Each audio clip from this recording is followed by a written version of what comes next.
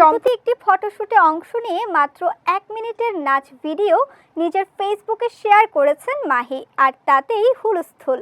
নেটিজেনরা বলছেন মাহি ফুরিয়ে যাননি, রীতিমতো শোরগোল ফেলে দিলেন। 21 মে রাতে ভিডিওতে মাহি তার ব্যক্তিগত আইডিতে পোস্ট দেওয়ার পর 14 ঘন্টায় 33 লাখ মানুষ ভিডিওটি দেখেছেন। শেয়ার হয়েছে 2000-এর বেশি, পোস্টটিতে লাইক পড়েছে লক্ষাধিক। নায়িকা মাহি আগের মতো করে পর্দায় ফিরতে মরিয়া। তিনি নিজেকে নতুন করে প্রস্তুত করছেন, জিমে যাচ্ছেন। ভালোবাসার রং, পোড়ামন, অগ্নি, রোমিও ভার্সেস জুলিয়েট, ভালোবাসা আজকাল ছবিগুলো দিয়ে মাহি যেভাবে নজর কেড়েছিলেন, সেই মাহি পর্দায় অনুপস্থিত দীর্ঘদিন। সর্বশেষ রাজকুমার ছবি দিয়ে অভিনেত্রী দিয়েছেন ফেরার আভাস।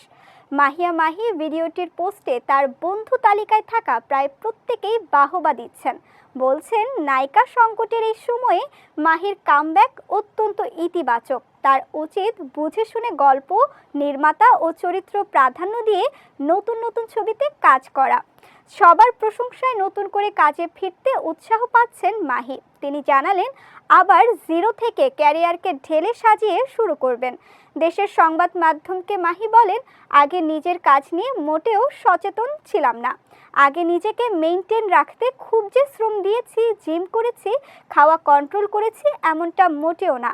কিন্তু সিনেমা যেহেতু আমার ব্রেড অ্যান্ড বাটার, এবং এখন যেভাবে ভাবছি এটা আরও আগে ভাবা উচিত ছিল। মাহি আরও বলেন, আমার জীবনে যা ঘটেছে সেগুলো আরও আগে ঘটে গেলে ভালো হতো। আসলে যদি কোনো শিল্পী ধাক্কা না খায় তাহলে সে প্রকৃত শিল্পী হতে পারে না, এখন এটা বুঝি। ব্যক্তি জীবন ঘিরে মাহিকে প্রায়ই সমালোচনায় পড়তে হয়েছে। অন্যদিকে রাজনীতিতেও সরব হয়েছিলেন রূপালী পর্দার এই অগ্নিকন্যা।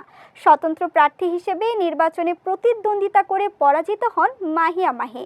নির্বাচনে হারলেও তিনি জানান হাল ছাড়বেন না।